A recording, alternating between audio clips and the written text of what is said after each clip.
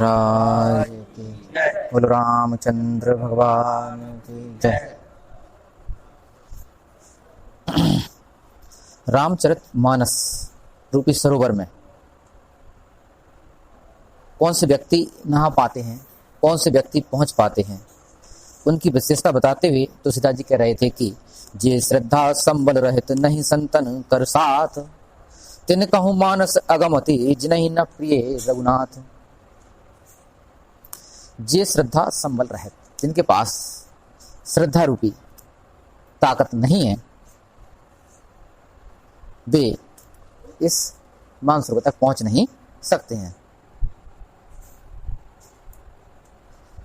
और यह संबल तब तक नहीं मिल सकता जब तक कि राम की कृपा होती नहीं है। राम सुकृपा बलो कहीं ते ही, जब तक राम कृपा से देखते नहीं तब तक वह संबल उनके पास मिलता नहीं है। और जिनको यह संबल मिल जाता है, जो इस राम चरित रूपी सरोवर में नहा लेते हैं, वे फिर इसे कभी त्यागते नहीं है।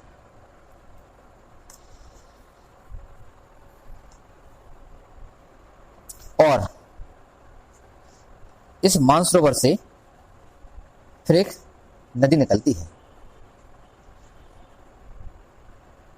चली सुबह कविता सरितासों और राम विमल जस जल भरितासों। उस नदी में राम के निर्मल यश रूपी जल भरा हुआ है और उसका नाम सरयू रखा गया है।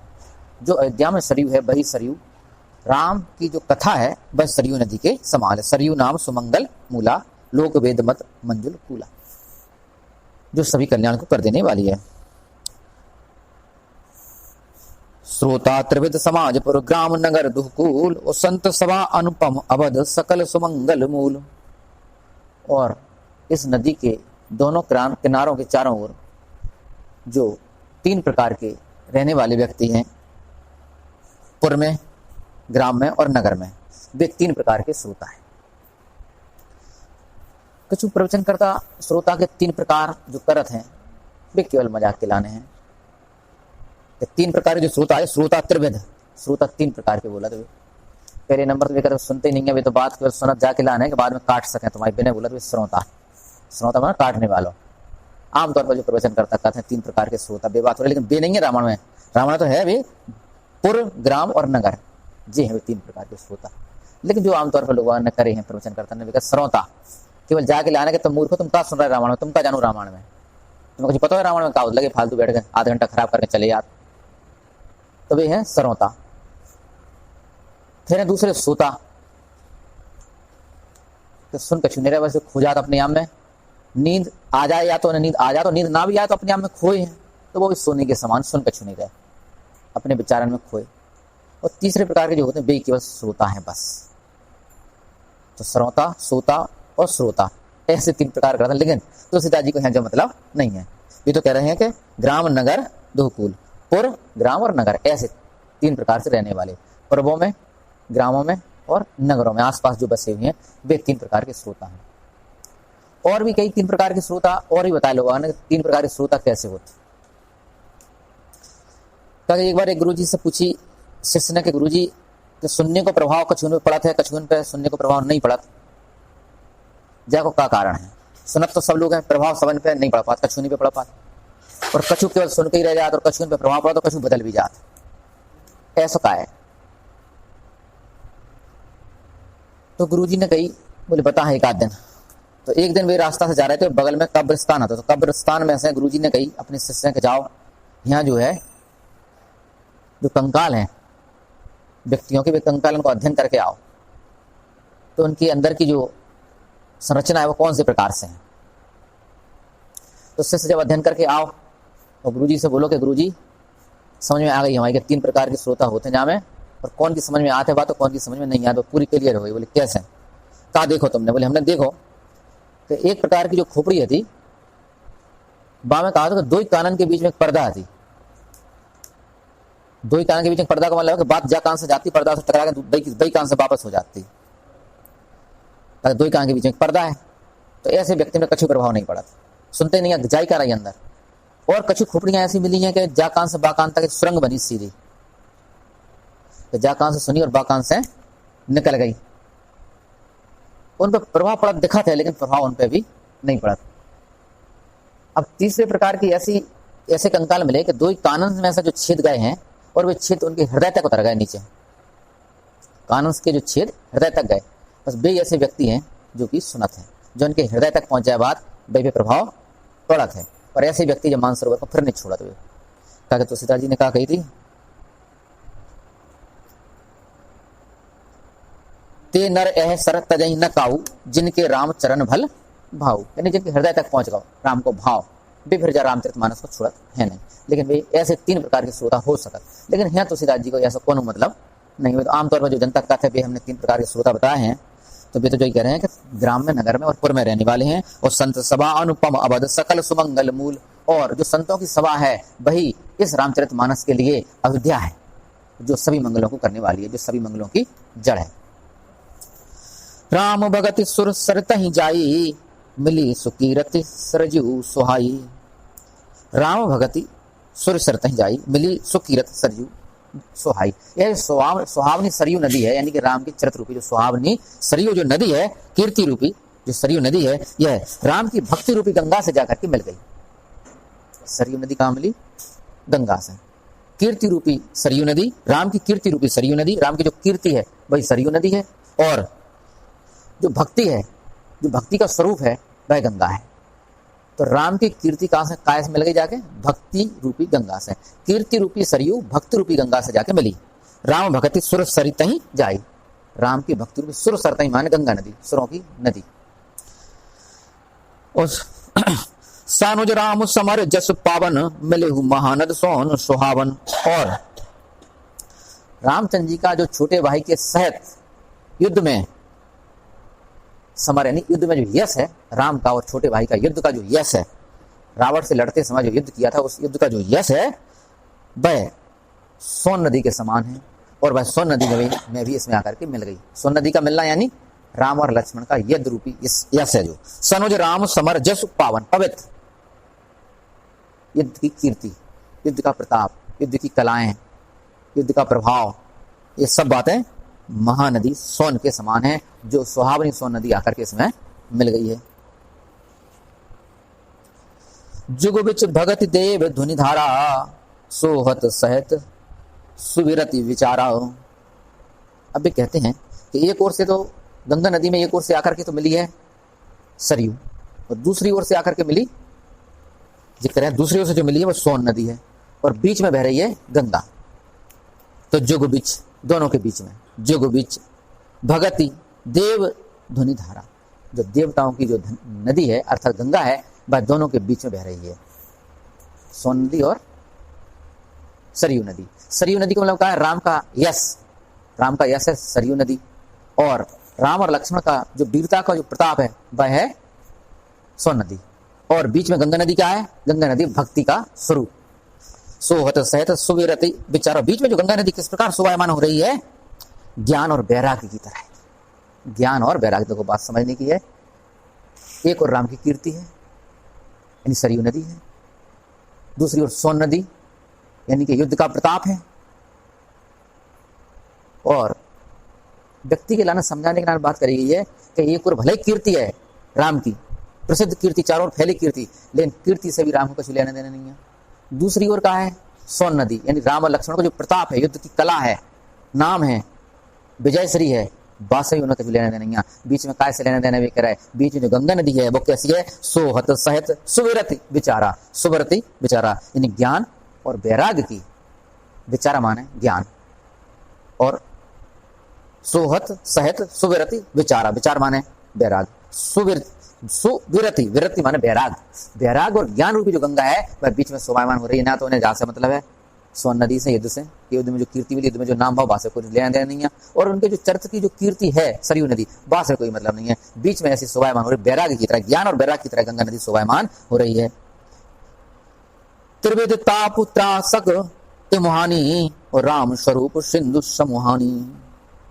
इस प्रकार यह तीनों नदियां मिलकर के त्रिविध ताप, तीनों प्रकार के कष्टों को नाश कर देती हैं।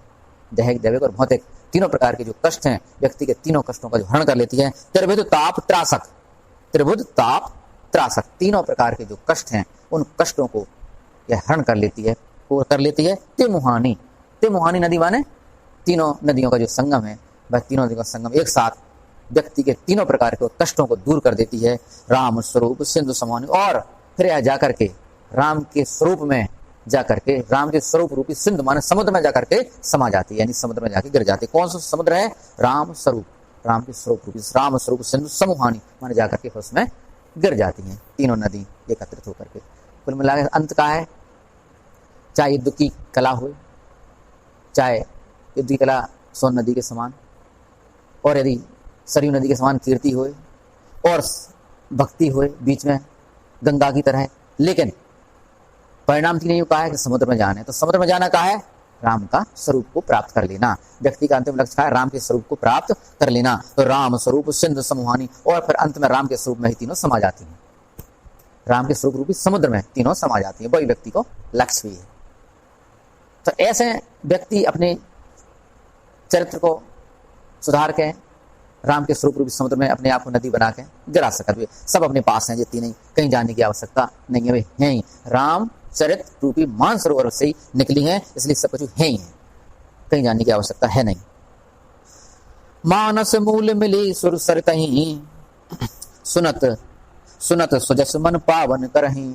और भी कहते हैं कि मानस मूल के मानसरोवर से निकलने वाली मानस मूल मिली सुर सर, और जो मानसरोवर निकलने वाली सरयू नदी है वह जाकर के गंगा नदी में मिली है। सुनत सुजस मन पावन करें, ऐसा सुनते ही, इस बात को सुनते ही कि मानसरोवर से जो सरयू नदी निकली है, यानी राम के चरित्र रूपी, उसको राम के चरित्र को सुनते ही, राम के चरित्र को सुनना कहा है? गंगा में मिलना है। जो कह रहा है राम के चरित्र को सुनना गंगा नदी में मिलने के समान है। देखो, मानस मूल मिली सुर सरही, सुर सरही माने गंगा में, मानस की जो मूल है यानी मानस से निकलने वाली है, यानी कि सरयू नदी। मानस मूल मिली सुर सरही, सुनत सुजन मन पावन करहीं।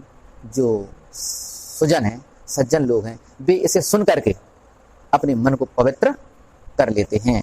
किसको सुन करके? इस रामचरित से निकलने वाली सरयू नदी की कथा को सुन करके, और सुनना ही उनके लिए मिलने के समान, गंगा नदी मिलने के समान है। बिच बिच कथा विचित्र विभागा, जनु सर तीर तीर वनवागा। और इस कथा में बीच बीच में जो छोटी, इस राम की जो कथा है, राम मानसरोवर रूपी, इसके बीच बीच में जो थोड़ी बहुत और अन्य व्यक्तियों की जो कथाएं हैं, अन्य भक्तों की जो कथाएं हैं, वे इस नदी के किनारे पर बसे हुए वन और बाग हैं, वन और बाग हैं। जनु सरी तीर तीर वन बागा, यानी कि देखो दो अलंकार एक साथ है। जनु उत्प्रेक्ष अलंकार है, जनु सरी, सरी माने नदी, कौन सी नदी? जो निकली है मानसरोवर से। तीर तीर वन बागा, दो बार तीर है, दो बार तीर यमक अलंकार है। एक तीर को अर्थ है किनारा, नदी के किनारे पर, और एक तीर को है मतलब है आसपास, किनारे के, एक तीर को किनारा और दूसरे तीर का अर्थ आसपास। तो यमक अलंकार भी है। एक ही लाइन में दो अलंकार हैं, तो जनुसरी तीर तीर वन बागा। और तुलसीदास जी कहा करते थे कि हमें अलंकार, रस छंद अलंकार को बिल्कुल ज्ञान है नहीं। जनुसर तीर तीर वन बागा, और ऐसा लगता है कि और जो कथाएं हैं वे इस नदी के आसपास छोटे मोटे बाग और बगीचे हैं। उमा महेश विवाह बराती, जे जलचर अगणित बहुभांति। और इस नदी में, अब रामानसरोवर की बात नहीं हो रही, अब कौन की बात हो रही? नदी की। इस नदी में जो जलचर हैं, बहुत से प्रकार के जल में रहने वाले जानवर हैं, वे क्या हैं? उमा महेश विवाह बराती, शंकर जी और पार्वती के विवाह के बाराती हैं। शंकर जी की बारात के बाराती, शंकर जी और पार्वती की जो विवाह की जो बारात थी, उस बारात के जो बाराती थे, वे बाराती सब इस नदी में क्या है? ये जलचर अगणित बहुभांति, मतलब क्या है? शंकर जी की जो बारात कहते हैं, छोटी मोटी तो कोई हुई है नहीं। शंकर जी की बारात में जो शामिल हैं, वे सब राम की कथा के अधिकारी हुई है कि नहीं हुई है? तो राम की कथा के अधिकारी आगे तो जब भाई सरयू में ही बह रहे, सरयू में ही चल रहे, तो क्या मतलब है कि वे तो राम की कथा के बिल्कुल अधिकारी हैं, इसलिए तो वहां रह रहे। रघुवर रघुवर जन्म आनंद बधाई, भमर तरंग मनोहर ताई। और तुलसीदास जी कहते हैं कि जब नदी है तो नदी में तरंगें और भंवरें भी होना चाहिए। तो इस नदी में, मानसरोवर से निकलने वाली इस नदी में तरंगें भी हैं, भंवर भी उत्पन्न होती हैं। वे भंवरें माने जोश, उत्साह, उत्सव, भंवर के समान है। कौन सा उत्सव? रघुवर जन्म आनंद बधाई, रामचंद्र जी के जन्म का आनंद और उसकी उनकी जो बधाइयां हैं, रामचंद्र जी के जन्म की जो बधाइयां, रामचंद्र जी के जन्म का जो उत्सव है, वह उत्सव की जो उमंग है, वही उमंग इस नदी में उठने वाली भंवरें और तरंगे हैं। रघुवर जन्म आनंद बधाई, भंवर तरंग मनोहरता। और ऐसी भंवरें जिस प्रकार राम का जन्म सभी के मन को हर लेने वाला है, उसी प्रकार यह तरंगें सभी के मन को हर लेने वाली। यानी रामचरितमानस में तरंग मतलब तरंग कब आया है? जब राम को जन्म हुई है। तो बात समझो कि भंवर और तरंग के बाय समान है। और रघुवर जन्म आनंद बधाई, भंवर तरंग मनोहरताई, मन को हर लेने वाली का मतलब क्या है? कि ऐसी भंवर जो मन को हर ले, मन वहां से हटे नहीं। क्या है कि जब राम की कथा आ है, जब राम को जन्म हुई है, तब हम कथा है कि सूर्य भी डूब भूल गए, 1 महीना तक डूबे ही नहीं। राम को जब जन्म हुआ तो सूर्य भी 1 महीना तक नहीं डूबे, भूल गए डूबना। तो जब सूर्य डूबे ही नहीं तो दिन ही चलत रहो, तो कितना लंबा दिन भाव? 1 महीना को, मास दिवस बाद 1 महीना को दिन भाव पूरा। लेकिन लोगों को समझ में नहीं आया कि 1 महीना को दिन होगा। जैसे शाम को जैसे सूर्य डूबा सुनने के अच्छा दिन पूरा होगा, पता नहीं पड़ा होगा। मनोहरता का मतलब बता रहा है, तो मनोहरता ऐसी को मन को हर लेती है, व्यक्ति को मन रहता ही नहीं है। फिर जब मन ही नहीं रहे तो बात ही खत्म हो गई। इसलिए वे कह रहे हैं कि भंवर तरंग मनोहरता, मन को हर लेने वाली तरंग हैं। बाल चरित चहुबंद के बनज विपुल बहुरंग, नृपरानी परिजन सुकृत मधुकर बार विहंग। अब तुलसीदास जी कहते हैं कि जब नदी है तो चारों ओर कमल भी खिले होना चाहिए। तो नदी के चारों ओर जो कमल खिले हुए हैं, रंग बिरंगे जो कमल खिले हुए हैं, वे चारों भाइयों ने जो बचपन में चरित्र किए थे, वे चारों भाइयों के बचपन के चरित्र ही इस नदी के चारों ओर खिले हुए कमल के फूल हैं। इस नदी में खिले हुए कमल के रंग बिरंगे कमल के समान हैं, जो चारों भाइयों के बचपन के कृत्य हैं। यानी चारों भाइयों के बचपन के जो बाल लीलाएं हैं, वे लीलाएं हमें उसी प्रकार आनंद देती हैं जिस प्रकार नदी में खिले हुए रंग बिरंगे कमल आनंद देते हैं। देखो, बाल चरित चहुबंद के, चारों भाइयों के बाल लीलाएं, बाल चरित चहुबंद के बनज विपुल बहुरंग, बनज माने कमल, बनज विपुल बहुत से रंग बिरंगे जो कमल हैं, वे चारों भाइयों के सुंदर बाल चरित्र, सुख देने वाले बाल चरित्र के समान हैं। और नपरानी परिजन सुकृत मधुकर बार विहंग। अब जब कमल है तो भौरा भी होना चाहिए और पानी के पक्षी भी होने चाहिए, तो वे भी हैं। कहा है? नृपरानी परिजन सुकृत, राजा और रानियों के जो पुण्य कर्म है, जो सत्कर्म है, राजा और रानियों, तीनों रानियों के जो पुण्य कर्म है, वे ही पुण्य कर्म इस नदी, इन कमलों के खिले हुए कमलों के ऊपर विहार करने वाले मधुकर और बारी विहंग, और बारी विहंग माने पानी के पक्षी हैं। देखो, नृपरानी परिजन सुकृत, राजा और रानी और परिजनों के, नृपरानी परिजन सुकृत, राजा रानी और परिवार के सभी सदस्यों के सुकृत माने पुण्य कर्म है जो मधुकर वे ही भौरे के, और बारी विहंग, बारी माने पानी, विहंग माने पक्षी, पानी में विहार करने वाले पक्षियों के समान हैं। बोलो रामचंद्र भगवान की, बोलो हनुमान जी महाराज की जय।